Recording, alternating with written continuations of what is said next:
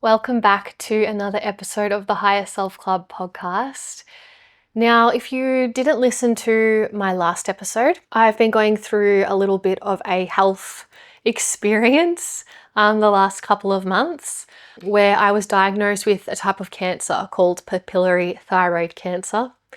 So it's been a very interesting couple of months just receiving treatment and moving through this diagnosis. And I wanted to create an episode about this because when I was diagnosed, all I wanted to know was, okay, what is the journey going to be? What am I in for here? So I came onto Spotify and I looked it up.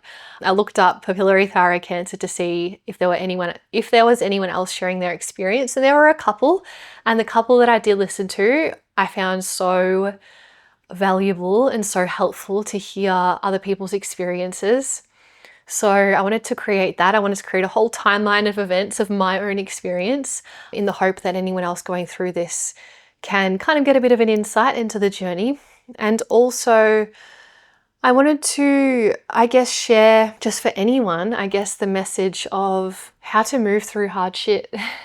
And I've always done so much work on myself and so much personal development work. And this is like the basis of my own work that I do with my clients, is creating this strength so that when bad shit inevitably happens, bad things are going to happen. We can't control that, but we can control the capacity that we have to hold that, and we can control the way that we move through that. It was an interesting experience to have something like this happen and to just notice the way that I dealt with it. So yeah, I wanted to share that in the hopes that it gives you strength for next time you have to go through something hard. And before I get into it, I just want to preface by saying I'm going to be absolutely fine. It was just a bit of a scare, but I just wanted to share these little learnings and lessons along the way. But, this is completely different to, everyone's journey with cancer is different. And honestly, this was like nothing compared to what most people go through. So, I'm going to be absolutely fine. So I just wanted to start off with saying that. So how this whole thing started was Daniel and I went to Bali, had the most beautiful time, returned back to the Gold Coast, and a couple of weeks later, so we'd been home for around 3 weeks or something like that. It was a Friday afternoon and it was a really nice night. The sun was setting, we were finishing up work, and we thought, let's go down to this little bar down the road and have a little spicy margarita on their rooftop. And we got there and we parked where we usually park, and we pulled up, and right on the fence where we parked was a big number 44. And if you've listened to my previous episodes in the past, you might know my relationship with the number 44. And I thought, that's really strange. I've never noticed that that's there before. And we were both like, that's a bit strange. Anyway, we went to go to this little bar and it was closed. And we thought, that's strange. It's closed on a Friday night. That's bizarre. That's a bit annoying. So we wanted to sit outside. It was a really nice night. Anyway, it is what it is. There was another little bar nearby. It was this new Japanese beer bar that we'd been wanting to try anyway. So we thought, let's just go there. But it was a bit of a bummer because it was really dark in there, but that was fine. So we went in there and we were there for around 2 hours. And towards the end of that time, when we were sitting there together, Daniel looks at me and he says, what's that lump on the front of your throat? It looks like an Adam's apple. And it was just the way this red light was shining on the side of my face in this bar. And I touched it and my body just went, like my body just contracted. And I just immediately felt like, oh, that's not meant to be there. So I started to panic a little bit. But I was like, it's okay, I'll just make an appointment with the doctors. I actually had an appointment with the doctors a couple of days later, already booked, to discuss some blood test results that I had. So this was on the 27th of May. I had this appointment with the doctor. So this was 4 days after finding the lump. So I kind of just tried to forget about it. I'm like, it's probably just a cyst or something. The likelihood of this being something serious is so small, like don't overreact. So I went to the doctor and showed her the lump and she said, oh yeah, swallow. And when I swallowed, the lump moved as I swallowed. So she said, okay, go and get an ultrasound and we can check out what it is. So then the next day after I went to the doctor, I had the ultrasound, and he started ultrasounding the front of my neck, but then he started going up the side. And at the end he said, oh look, there's actually another lump that you can't see that is deeper in your neck. And he said, so what's going to happen is I send these images off to, the radiologist analyzes these images, and he rates these lumps from 0 to 5, 0 being benign, don't worry about them. 5 is like they're seriously concerned, or high chance of malignancy, which is cancer. So he's like, they'll rate them between 0 and 5. And if it's a 4 or a 5, usually you go and get a biopsy, which is the needle into the lump to check for cancer cells. I said, okay, cool, that's good to know.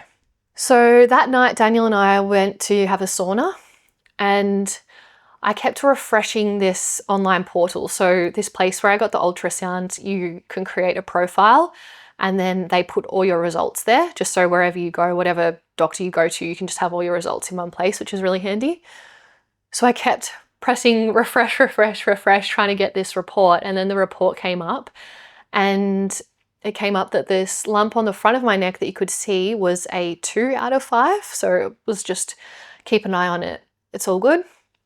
This hidden lump that I couldn't see was a 5 out of 5. And it was also showing spots on nearby lymph nodes. So, and then it said next to it, highly suspected of papillary thyroid carcinoma. So naturally I get onto ChatGPT. I was like, what does this mean? And immediately I could see that, yes, it was a type of cancer, but it is extremely treatable and I was going to be okay. And I really felt that. I knew straight away. I was like, wow, this is shocking. Was not expecting that, but I'm going to be okay. And we sat in this sauna and we were both just like, what is happening?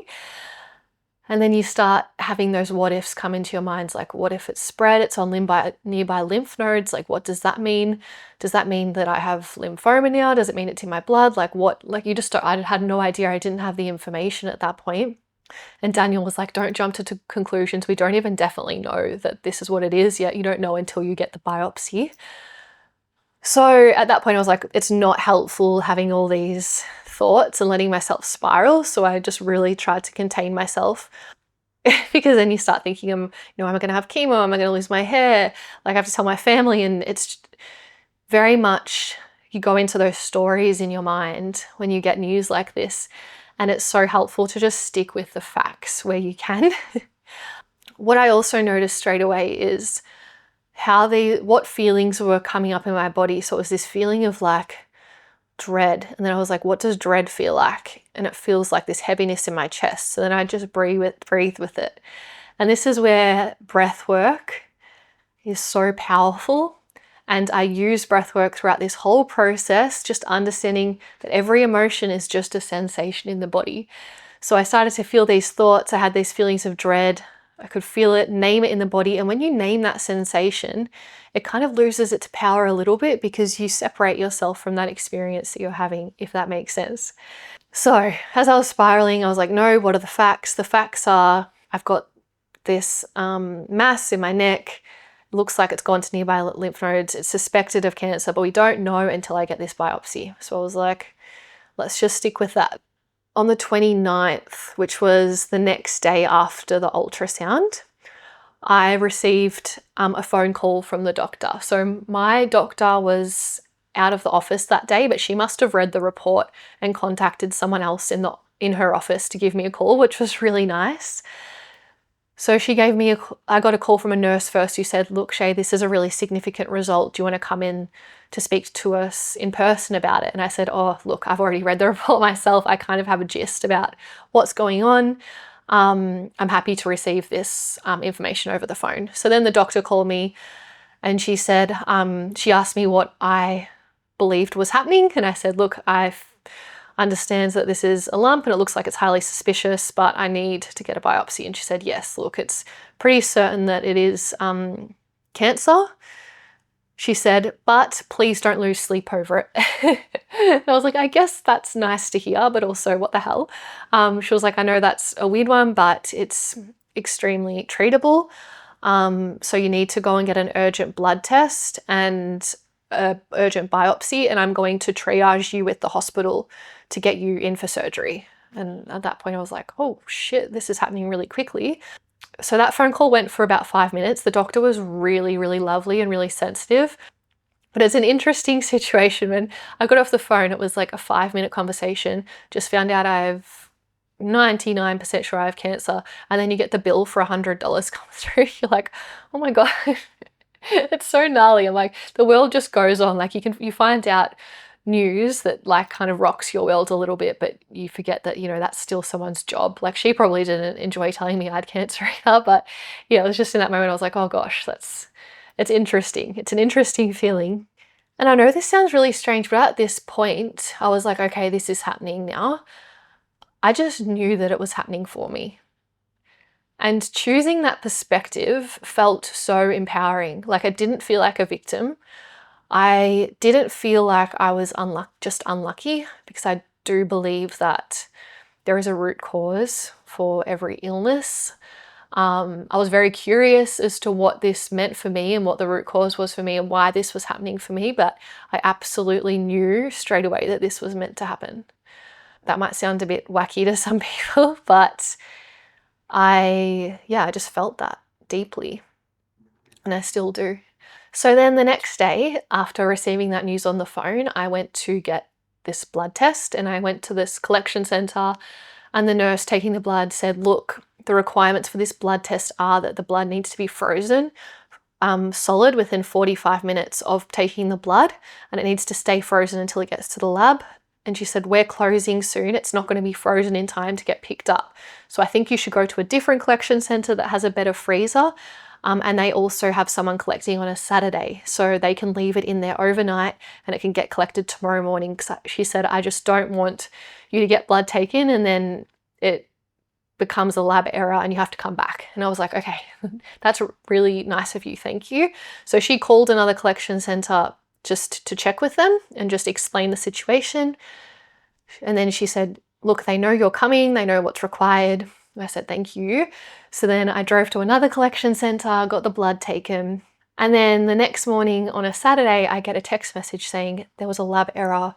You need to come back and get your blood recollected. I was like, for fuck's sakes, are you serious? And at this point I was like so irritated, because I was already under quite a lot of stress. I was trying to manage myself, but I was also like, whoa, this is all a lot. This is happening very quickly. A couple of days ago I was fine and now I have cancer.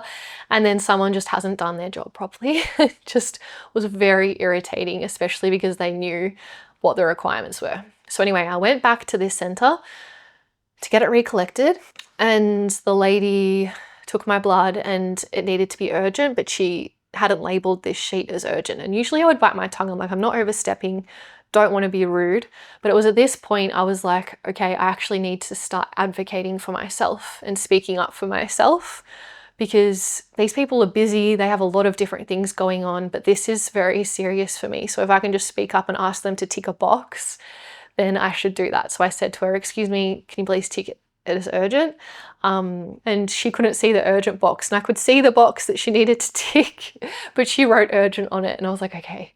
But yes, it was at this moment I was like, I need to educate myself and I need to advocate for myself. And that's, I think, a good message for anyone going on any type of journey with their health in our medical system. We are so lucky in Australia with our medical system, but at the same time you do need to speak up and advocate for yourself. So that was on a Saturday, and then I had to wait until the following Monday to get the biopsy because it was a weekend. So just tried to stay busy over the weekend, and then it got to Monday and I was like, okay, I need to tell my mum, because this was moving quite quickly and I need to get surgery. Am I going to have it up in the Gold Coast where it's just me and Daniel, or will I get it in Melbourne where there's my family to help support? And my mum works at a hospital. She has lots of contacts. So I really didn't want to tell mum, because her and my stepdad had just bought a caravan and they'd gone away for their first weekend in their caravan and they were just having the best time. They just sold their house. They'd just been through the stress of selling a house. Everything was finally settled, and now I was going to call with this news, and I really really didn't want to get upset. I just wanted to stay really strong for her. So I was really psyching myself up for this phone call. And then I FaceTimed mum and just lost my shit. Like, I was sobbing and it just came out of nowhere, like it was uncontrollable. And so lucky Daniel was there. He grabbed the phone and spoke to her. And then I quickly calmed down and I grabbed the phone. I was like, I'm so sorry. I'm okay. I'm so sorry. But mum was freaking out. She was like, you're really scaring me. What's going on? So that didn't go to plan. But that was when all the emotions started coming out and the stress of it all. I'd really been trying to hold it together, and I was like, holy shit, this is happening. And it was just moving through my body. And then I went to get the biopsy and I was so emotional. I went into this biopsy, my eyes are all red. Lucky Daniel could come in with me, so he got to sit in the corner. I was quite worried about him. He's not very good with needles. So I was thinking about him sitting in the corner, but it was such an interesting experience. So you lay in the chair and there's a guy doing the ultrasound. This is the same guy that did my ultrasound a couple of days before. So he does an ultrasound so the doctor can see where to inject into. So if you don't know what a biopsy is, basically it's a needle to take cells from somewhere in your body to test for cancer, like cancer in this case. So I laid in the chair and there was also a nurse there as well and an assistant nurse. So it was a whole crew in there. But this guy does the ultrasound and then the doctor, he injected first some anesthetic. So that one quite, hurt a little bit. And then following the anesthetic, he started doing the biopsy on the lump first. And then he also did it on the lymph nodes because there were lymph nodes nearby that looked like they were affected. So I did one shot of anesthetic and he goes into the lump and this needle's going into my neck and he starts jabbing it because that's how you collect the cells. Oh, it's giving me the heebie-jeebies just talking about it. So all up, I had 6 needles into my neck. And I had to stay really still and not swallow because if you swallow or move, you know, the muscles in your neck are moving as he's putting the needle in. And he said to me, he was like, you know, it's really good that you came here. So I paid for this biopsy out of pocket rather than doing it bulk billed because I just wanted to get it done. I didn't want to go on a waiting list. And he said, it's really good that you've come here. You really don't want to rush this process. Even if you have one little slip, I could be you can get cancer cells pushed into your bloodstream and spread the cancer. And I was like, oh my God, please don't tell me that right now.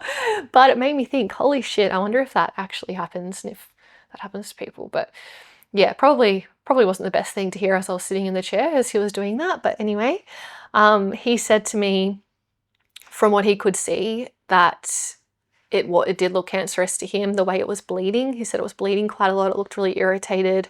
So I was like, okay, I'm getting the gist that this is what it is. Something else that I just remembered was when he was injecting the anesthetic at the start, he said there's some adrenaline in there.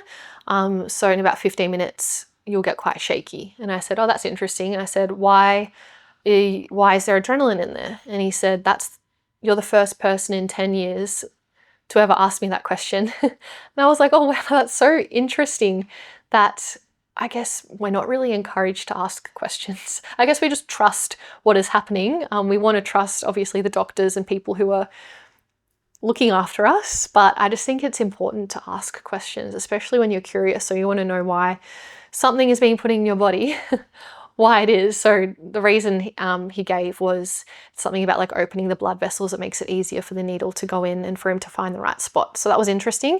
But yeah, don't be afraid to ask questions and to have curiosity about what's going on.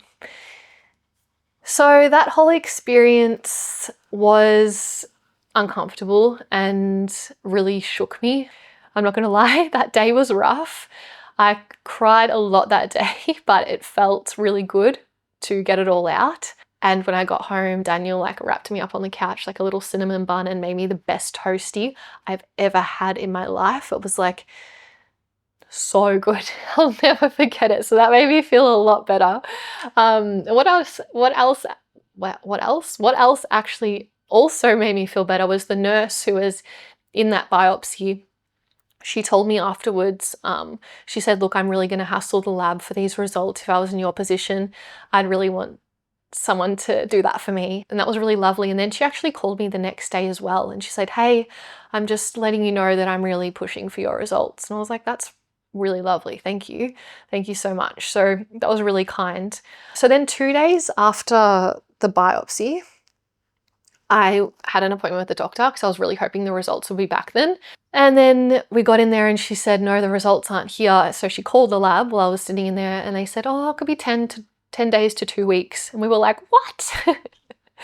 10 days? I was like, so I have to wait 10 days to keep moving with this. And I think the worst part of the process, this whole process, is waiting. And just hearing, you know, some people's experience when they're waiting this amount of time, like not knowing if something is terminal, you know, like that. For me, this was absolutely fine. Like I could not complain because I knew I was going to be okay. But for other people, just that waiting is just gnarly. Yeah. But for me, I just wanted these results because it meant I could continue with dealing with this process. Right now, like when you're going through something like this, it's like it just consumes everything. You can't plan anything. You can't think of much else. All you can think about is I need to get better. I need to be well. So I said to the doctor, you know, how do I know if this is spread? Because that was another question I had. I'm like, I don't know how could this have spread? There is a possibility that it could have. Usually this cancer doesn't really spread very far. But then I asked, you know, should I get a CT scan? And she said, yeah, you could get a CT scan. So that afternoon, I went back to the same radiology place and I got a CT scan. So they do this thing where it's called contrast therapy. So you get an IV drip in your arm and they inject dye into your blood. And it's the weirdest sensation. If you've ever had it before, you'll know what I mean. But it's like they inject the dye into you and then you get this rushing sensation to your groin, like you've peed yourself. And it literally feels like you peed yourself, but you haven't, but it is so strange. So then I had that scan, you go into a big machine. And while I was having that CT scan done, the doctor who did my biopsy came in and he was like, oh, your results came through. It is cancer. I was like, oh, okay. He's like, are you okay? I was like, yeah, I'm okay. He was so matter of fact. I was like, okay, lucky I kind of knew already. And he said to me, look, you're young, they'll just take half your thyroid out and then the other half of your thyroid will compensate, so you won't have to be on medication, like it'll be fine. And hearing him say that, I was like, oh, that's perfect. I'm so happy with that. I really didn't like the thought of having to be on medication for the rest of my life. So hearing that they could just take half the thyroid and that would be that, I was like, fuck yes, it's perfect. So in the meantime, all this was happening. My mum works at a hospital and she found out multiple people she works with actually had thyroid surgery, and they recommended this surgeon that they said is amazing. He's, you know, a specialist at thyroid. So I got a referral to see him and we flew down to Melbourne on the 8th of June. And only my mum knew at this point because I didn't really want to tell my family over the phone, just because I feel like hearing that over the phone might be a bit shocking. Even though I knew I was going to be okay, it was still just the word cancer. Like the word cancer, it just sounds so scary. So my sister picked me up from the airport. She was so sus. She was like, why are you here? And I said, you know, I have got this lump in my neck and it's cancerous. I just need to have surgery to remove it. Like I'm going to be fine. And she was like, okay. So I think framing it like that, really being there with the people that I needed to tell really made a difference. But it was just such a strange day. So I had to go around to, you know, like Daniel's family, my family, and deliver this news. Like if I was getting surgery on my knee, for example, I wouldn't need to go around and specifically tell everyone. And because we were randomly in Melbourne as a surprise, no one knew why we were there. When we came over, people kept thinking that we were going to announce that I was pregnant. My brother was the first one. He said, are you pregnant? And I'm like, no, just have cancer. So just such a weird experience, but that was such a shitty day. It was just not nice to have to tell people you love that, because I didn't want them to worry. It's just, yeah, that wasn't an enjoyable day. But when we got down there, it was a public holiday. So Daniel's brother and his girlfriend and his whole family were over at his house. So we're all together, which never ever happens. We got to have a fire and we had a beautiful dinner and it was so lovely. And that was such a nice little silver lining. And then at that point, it was like, it made me realize you can be having something really shitty happen, but can you also let yourself feel the joy and pleasure of life at the same time? Like, yes, I was down there to deal with this cancer I had, but could I still have a nice night with Daniel's family? And yes, I could. And this is all about duality and just learning that you can experience both at the same time, which was really beautiful, and just felt really lovely to have that experience. So before I was going to see the surgeon, I was just doing my own research, and at this point I was finding it a little bit hard because I have this deep knowing that I could heal this for myself. I have unwavering belief in the power of the mind and the power of our body to heal itself. But at the same time, I couldn't put my family through that. And it also makes me think the stress of healing yourself naturally and always having in the back of your mind, am I going to be okay? Am I going to be okay? Compared to just receiving a straightforward treatment, which is better, you know? So that was something I was grappling with. I was like, what if this is my chance to put in to work everything that I've been learning? I can heal myself. I know I can. But it just didn't feel like it was the right thing for me to do at this time. So I was doing my research and looking into what this surgery was going to look like for me, and hoping that I would only need half my thyroid removed, as that doctor who did the biopsy told me. But because it had spread to nearby lymph nodes, it was looking like I would have to get my entire thyroid removed, not just half of it. And I was like, when I realized that, I was like, no, fuck that. They're not doing that. They're not taking that. That just seems like such an extreme response to what it is.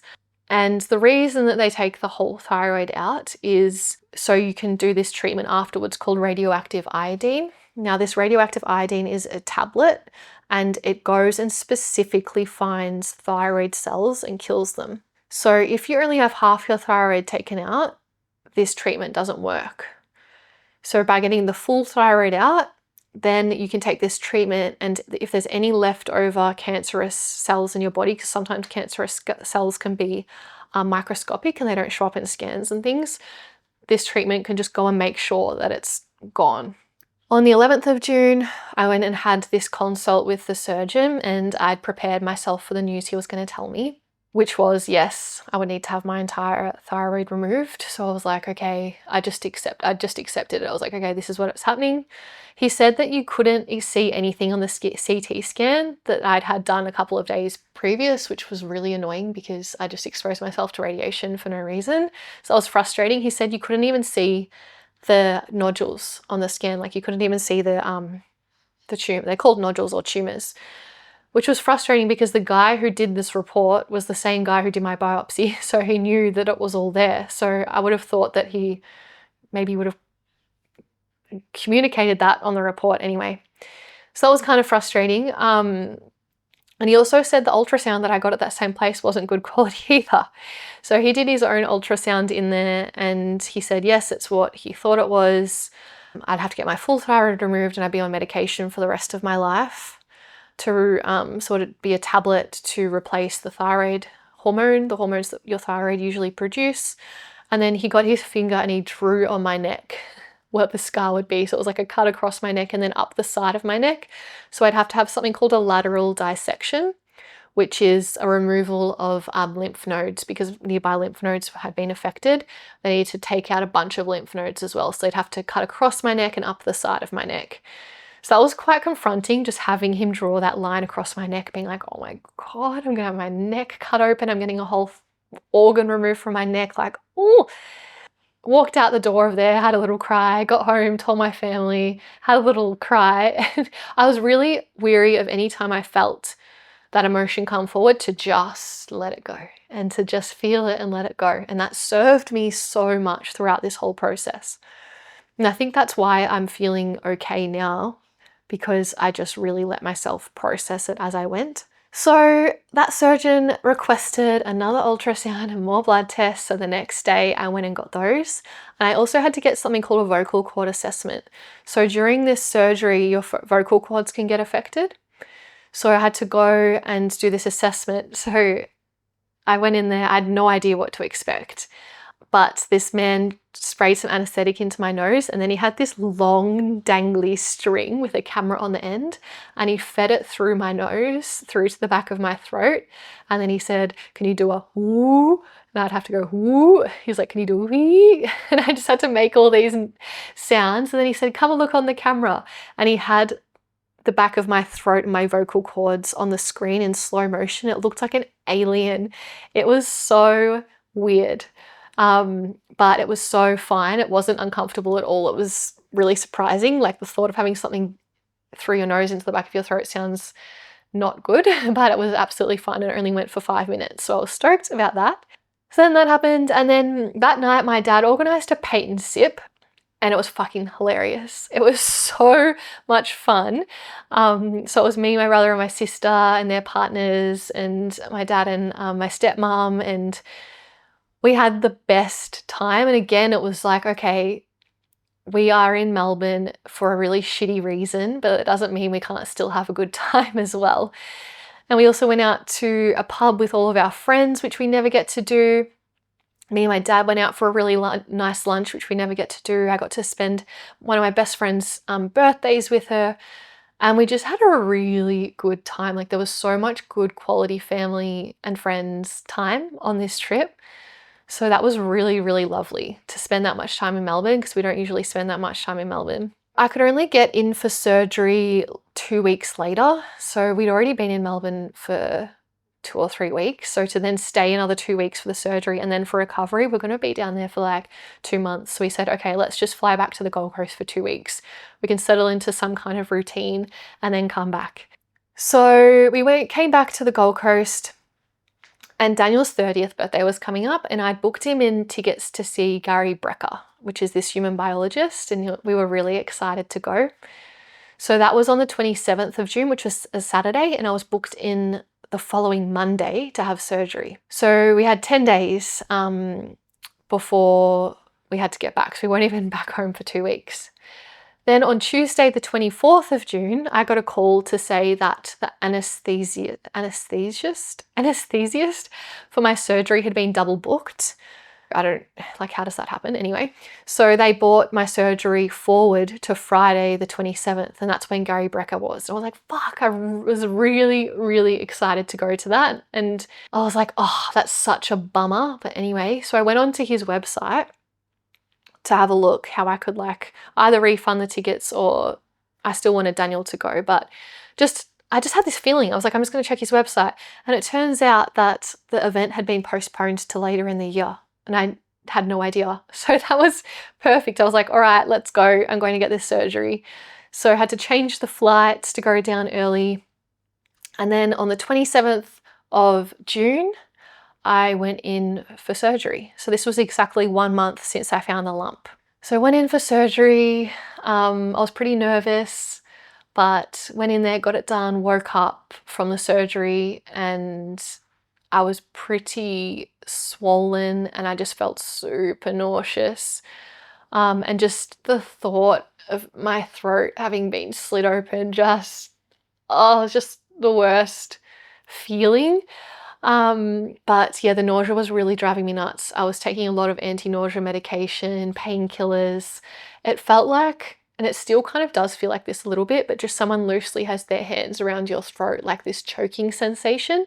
So that was making me feel quite sick, but I was just happy to have had it done. So I was in hospital for 2 nights, and I started taking this hormone replacement. It's called thyroxine, straight away.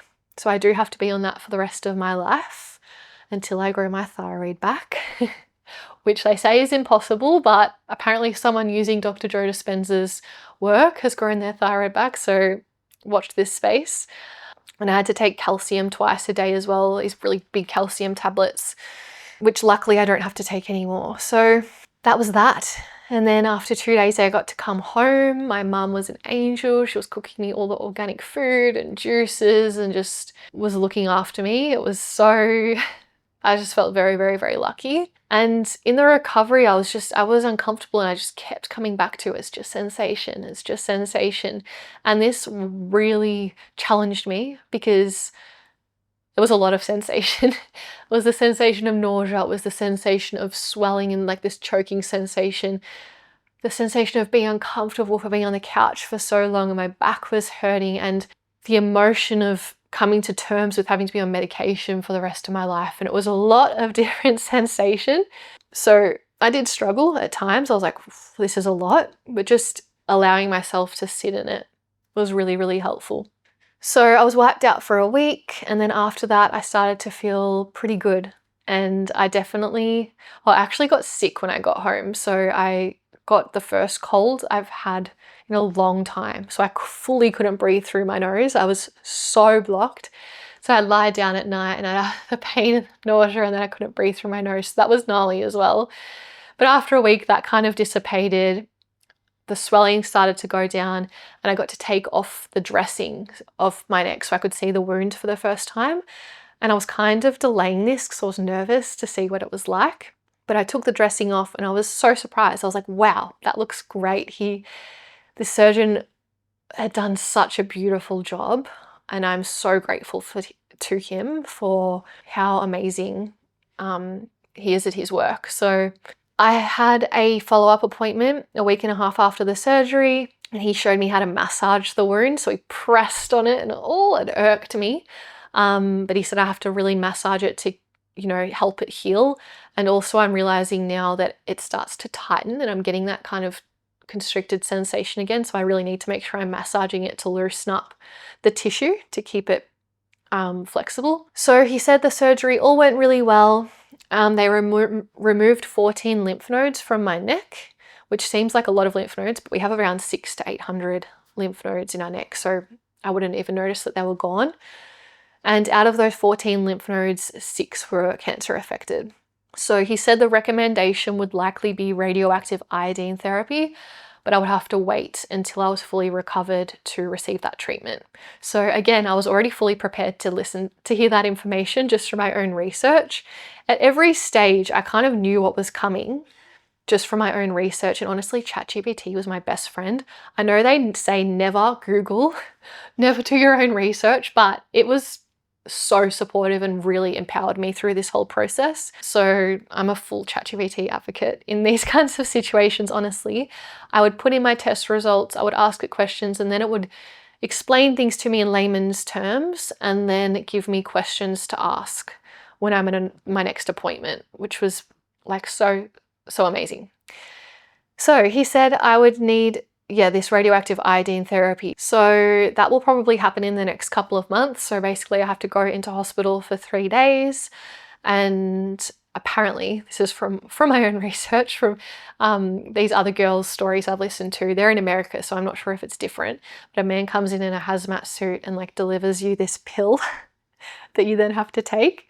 I'm not sure if that's exactly how it goes down here, but I will be in a room that has lead walls to contain the radiation, and then food gets like delivered to me through a little slit.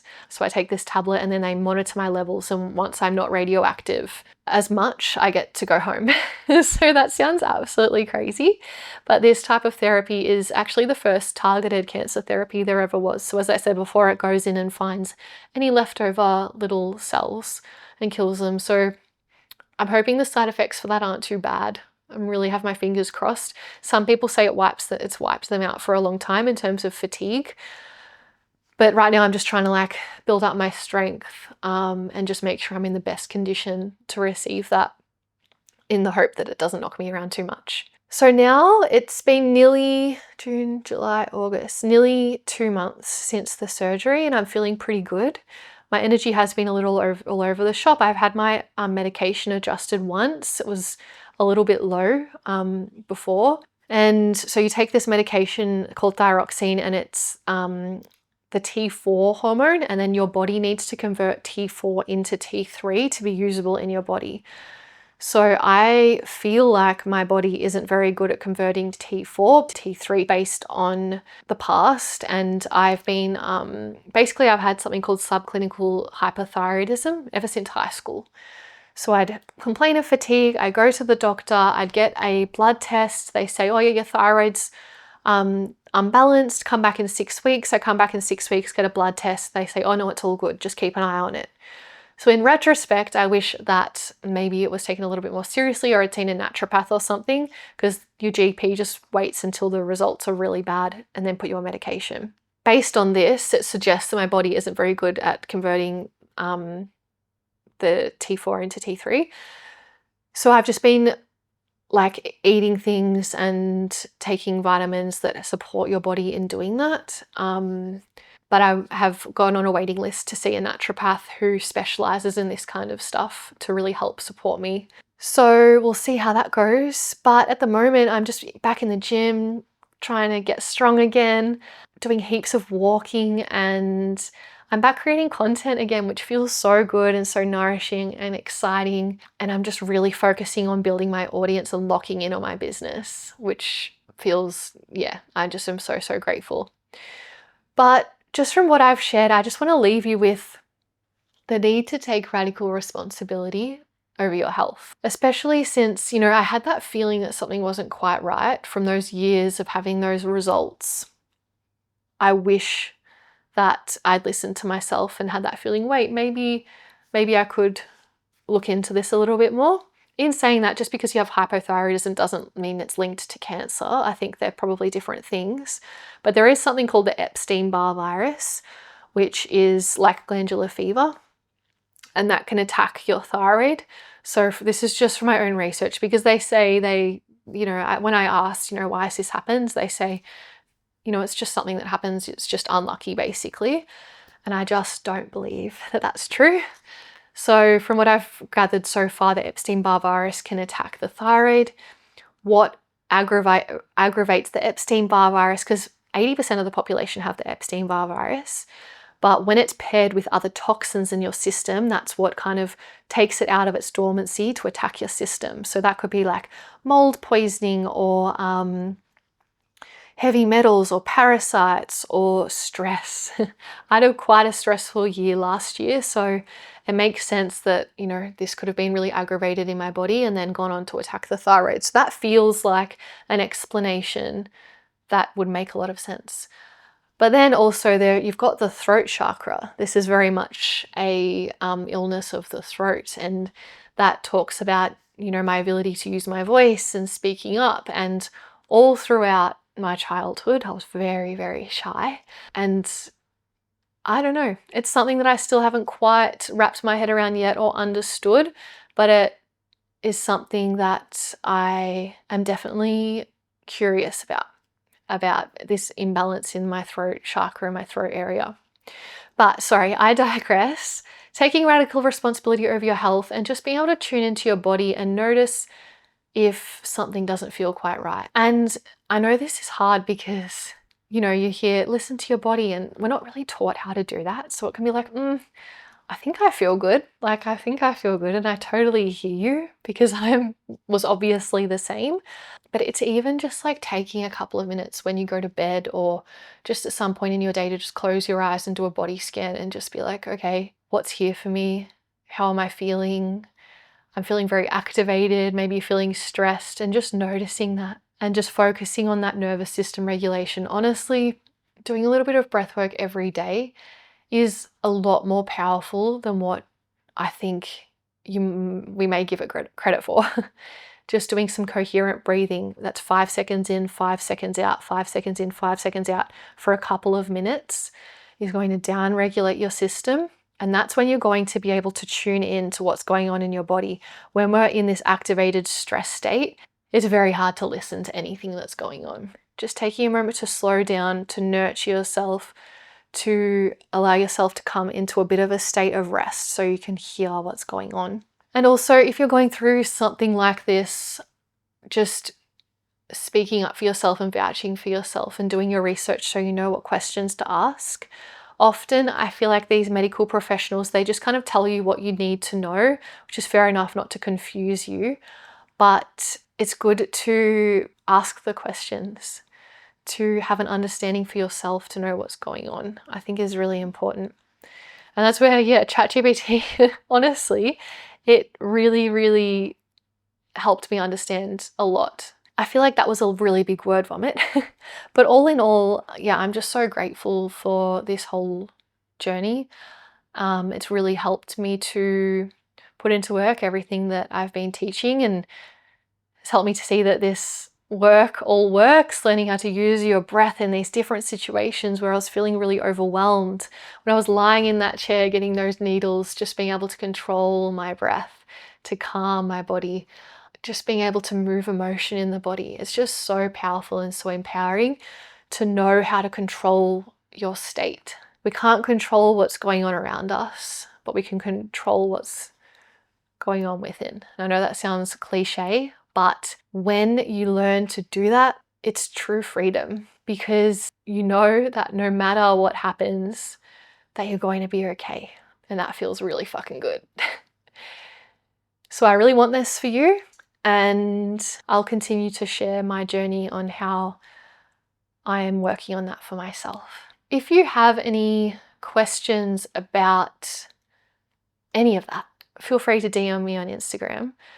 In a future episode, I'll go a little further into the health side of things and deciphering physical symptoms and illness and the emotional body, because that's become a real deep interest of mine, and it's definitely something I want to integrate more into my work, and that I will be doing further study on, because I think it is so interesting and it's so important, and there's so much science to support it now. So I'm excited to share more about that. But in my next episode, I'm thinking I'm going to do a bit of a business diaries update. A business update. I'm going to call it business diaries.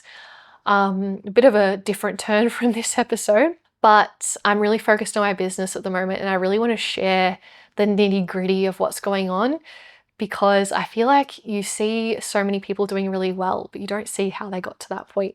So I'm really wanting to share every single moment of my journey, so that one day when I have this big successful business, I can go back through the podcast and look for these business diary episodes and to see the whole journey. And so you can follow along and build something for yourself that's going to give you freedom as well, which I would love to see. So thank you so much for letting me share this journey with you. I hope this helps someone out there who might be going through something similar, or if you're just curious about what's been going on in my world. But I hope you have a beautiful week, and I will see you on the next episode. Mwah.